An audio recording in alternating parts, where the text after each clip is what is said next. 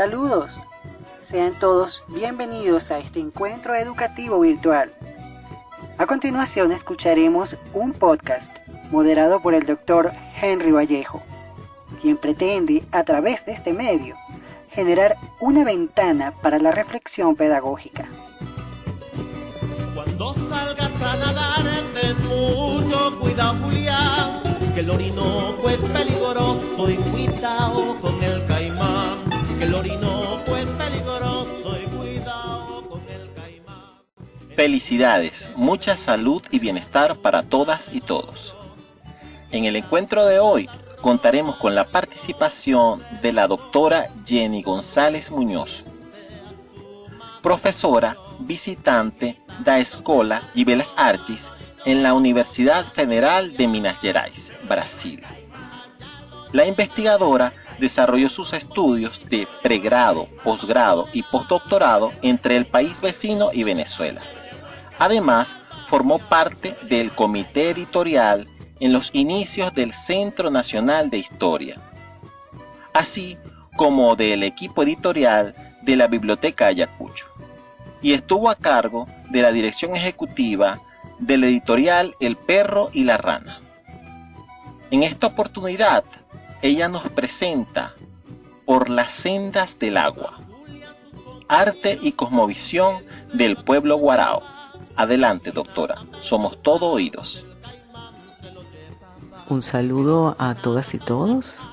Antes de comenzar a compartir con ustedes esta experiencia en estos próximos minutos, quiero agradecer al doctor Henry Vallejo por la invitación a participar en esta serie de podcast que, son de muchos temas variados y que considero de gran importancia para nuestra ampliación cultural. Yo voy a compartir con ustedes el día de hoy una experiencia que tuve y que desencadenó en mi tesis doctoral en relación al pueblo indígena guarao, fundamentalmente aquel que está situado en el estado del Tamacuro, porque ya sabemos que el pueblo guarao no solamente está asentado en Delta Macuro, sino que también están en Monagas, Anzoátegui y el estado Bolívar. Sin embargo, mis investigaciones se enfocaron siempre en el estado del Tamacuro y más concretamente en el municipio Tucupita y en el municipio Antonio Díaz. Antes de comenzar los trabajos de investigación de la tesis como tal, yo ya comencé otras investigaciones en el estado del Tamacuro, que voy a llamar Delta del Orinoco, que es como realmente el nombre que realmente debería tener. Nunca entendí por qué el delta del Amacuro, si realmente es el río padre, el Orinoco, el que da todos estos caños principales allí, pero bueno, esto es otro tema. Comenzamos la investigación, no concretamente sobre el guarao en sí, sino que fui en mis primeros pasos para dar unos talleres de promoción de lectura. Y pues en ese entonces comenzamos a ver que esos talleres, por cierto, eran en Tucupita y no eran dirigidos a guaraos, sino a todas las personas que quisieran participar en los talleres. Estando allí conocí a varios guarao profesores bilingües y me llamó muchísimo la atención, toda esta maravillosa, confluencia cultural que ya yo venía no desarrollando, vamos a decir, desde el punto de vista de la lectura de los pueblos indígenas, porque ya yo había trabajado con pueblos indígenas, de hecho, desde mi licenciatura en artes en la Universidad Central, ya yo me había enfocado en el pueblo inca prehispánico, pero o precolombino, como también les gusta decir por allí, pero ya más concretamente, contemporáneamente había trabajado con descendientes de los timotes en el estado de Mérida y había trabajado algo con Cariña. Entonces, pues allí me gustó muchísimo la idea de poder hacer algunas cosas conjuntas con estos profesores bilingües guarao. Allí, posteriormente, bueno, fuimos ingresándonos poco a poco en esa territorialidad acuífera del delta del Orinoco, y ya para las investigaciones que dieron paso ya definitivo a mi tesis doctoral, que estuvo bajo la tutoría del doctor Ronnie Velázquez, gran conocedor de la cultura guarao. Allí tuvimos, bueno, un gran apoyo de muchísimas personas, tanto criollos como guaraos, que nos permitieron poder hacer un trabajo que yo considero bien importante, porque fue centrado en una recopilación de mitos fundantes guarao, y no solamente hacer la recopilación como tal, sino ver hasta qué punto el guarao en nuestra contemporaneidad pues está contando sus mitos todavía en sus casas, en su hábitat natural. De manera que nos centramos en el municipio de Antonio Díaz y nos fuimos trasladando a varios lugares de este municipio, aunque también hicimos parte en Tucupita y en Araguaimujo, para ver un tanto como el guarao de tierra, vamos a ponerlo de esa manera, entre muchas comillas, estaba haciendo con estas ritualizaciones y con el contar sus mitos fundantes. En el municipio de Antonio Díaz, entonces, bueno, nos desplazamos por Jobure de Guayo, Francisco de Guayo, estuvimos en Curiapo, estuvimos en varios caños como Santa Ana, por ejemplo, donde tuvimos la fortuna de conocer al gran músico del seque, de ese violín guarao, el gran Mucovito, que es premio nacional. Y pues allí conocimos, y en otros varios sectores conocimos pues gran parte de esa otra área del pueblo guarao, que no es la que yo comencé a investigar, que investigué el arte del pueblo guarao en cuanto a su cestería, en cuanto a la realización tan complicada que es la realización de las hamacas, y cómo el arte guarao, con esa perfección que tiene en el diseño y en el color, pues también ha experimentado una serie de transformaciones para adecuarse un poco a los gustos de los criollos, de los jotarao, aquellas personas que no son guarao, de aquellos turistas también que compran estas artesanías, y que realmente pues también pues el guarao, conocedor amplio del humano, pues también entonces intenta de una u otra manera acercarse un poco a estos gustos. Entonces aquí en esta investigación de la tesis de doctorado, hicimos una recopilación de varios mitos fundantes, unos concretamente en los caños. También estuvimos en Muraco, por ejemplo, donde la situación de la permanencia de misioneros permeaba un poco una parte cultural, mientras también hubo un episodio hermosísimo de resistencia cultural, en el sentido de que todos los que pues nos topamos allí eran hablantes guarao, y sabíamos que hablaban español, pero realmente ellos no quisieron hablar español con nosotros, y fue una experiencia muy buena, porque es un proceso de resistencia cultural interesantísimo a través del idioma. Allí, bueno, tuvimos la gran ayuda, que siempre estaré eternamente agradecida a Carmen Medrano, profesora guarao, que nos sirvió de intérprete en todo el trabajo. Y también tengo que agradecer muchísimo al profesor Esteban Emilio Mosongi, porque posteriormente hicimos de esa recopilación de mitos, hicimos unas traducciones, se lograron hacer los mitos de manera bilingüe español-guarao. Volviendo al tema de la investigación, recopilamos de un chico guarao, de un vamos a decir, adulto medio guarao, recopilamos algunos mitos, como por ejemplo el del origen del morocoto, que es este gran pez de río, que es muy común en la alimentación,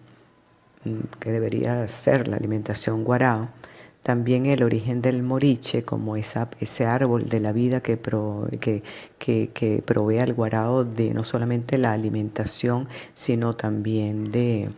varios elementos importantes para su cestería, su artesanía como tal, y algunos mitos en relación, todos fundantes siempre, en relación, por ejemplo, a la creación de ciertos animales como el mono,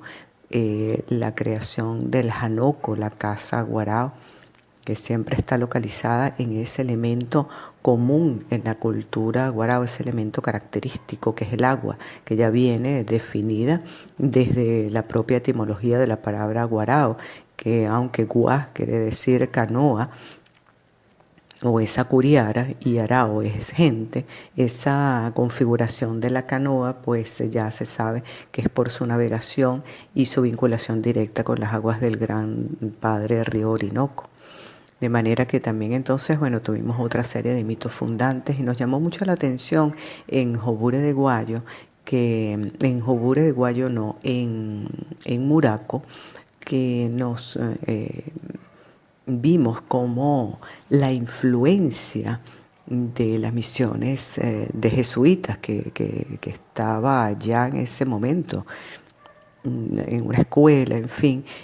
había permeado también la historia de los mitos fundantes. Por ejemplo, un mito fundante que hablaba de tigres y no de jaguares, y hablaba de vírgenes y no de jebus. Entonces nos llamaba mucho la atención, y en la tesis pues hicimos esa breve reflexión sobre cómo la cultura occidental permea también fuertemente los mitos fundantes de los pueblos originarios. El mito Jarayakera, que es el mito de la creación del mundo, por supuesto desde la perspectiva guarao, lo vimos en varias de estas recopilaciones, fue un denominador común. Y este mito muy hermoso que nos cuenta cómo a través de un hecho, vamos a decir que casual, entre comillas, este gran buen brazo, como también le dicen, este gran flechero, con su arco y con su flecha certera, bueno, la flecha se desvía y abre un hueco en el cielo de arriba, en el gran río de arriba, por el que después bajarán los guaraos al cielo de abajo, al río de abajo, es decir, a la tierra, para proveerse de alimentos y después poblarla. Ese mito es bien importante porque, como les digo, vimos que es bien común que se cuente, es un mito bastante importante en el pueblo guarao, porque es su creación como tal. El mundo se crea a partir de ese hecho un tanto furtivo, y cómo entonces el guarao allí, ese mito, ese solo mito, tiene dentro de sí una serie de mitos de creación importantes. No solamente entonces se desprende de la creación del mundo, se desprende la creación del humano, se desprende la creación de una serie de animales, una serie de plantas, como por ejemplo el árbol de la vida, el moriche, la creación también de la guá como ese transporte que utilizarán, y la creación también a su vez de los espíritus malignos y benignos que se quedan en el río de arriba, y a su vez la creación de las enfermedades que nos atañen. Entonces, en los momentos, por ejemplo, en estos momentos actuales de pandemia, sería interesantísimo poder hablar con guaraos para ver cómo en esa adaptabilidad que dije de la artesanía, de la cestería, cómo también con toda seguridad pues algunos mitos se han ido, se adecúan a los tiempos, porque no vamos a olvidar que estamos hablando de un proceso de patrimonio cultural inmaterial a través de la oralidad. Si bien el idioma guarao ya es un idioma escrito, es un idioma, inclusive el segundo idioma más estudiado y más documentado del país, después del Guayunaiki. El idioma guarao es fundamentalmente un idioma oral, y esa oralidad es importante de seguir siendo salvaguardada, conservada como un elemento importante de la cultura inmaterial de nuestros pueblos ancestrales. Y el pueblo guarao tiene conciencia de ello y por eso se afianza en su cultura, en su idioma originario, como proceso no solamente de resistencia cultural, sino de cohesión grupal. Entonces, ya resumiendo en este breve espacio, pues, ¿cuál es la idea de todo esto? Hacer esas recopilaciones porque de una u otra manera la escritura es un soporte de memoria, como dice Pierre Nora, es un soporte de memoria que busca o que ayuda a poder sostener en el tiempo algo que a lo mejor puede perderse o esté en riesgo de ya no sobrevivir con el tiempo. Entonces, esa recopilación de esos mitos fundantes también nos llevó a pensar y repensar y preguntarle a los propios guaraos que entrevistamos en nuestro trabajo de investigación y posteriormente y que seguimos investigando con guaraos que ya no están en el estado del Tamacuro, ya en el delta del Orinoco, sino que han migrado, por ejemplo, a otras tierras, como por ejemplo Brasil. ¿Cómo hacen para contar sus mitos fundantes? Si realmente se sigue la tradición de reunirse, hacer una rueda mientras se está sentado en el piso y escuchar al anciano o a algún adulto no tan anciano y anciana, porque recordemos pues que la mujer tiene un rol importantísimo en la cultura guarao. Vamos a hablar del chamán, del Huicidatu, que el Huicidatu pues también es mujer. Y entonces, ¿cómo hace el guarao? Si realmente el guarao se sigue reuniendo en las tardes para contar sus mitos, para recordar esas creaciones de todo lo que nos rodea. Y como dice Mircea Eliade, pues el mito es verdad, porque las cosas están allí para probar que ese mito realmente está contándonos algo cierto. El sol está allí,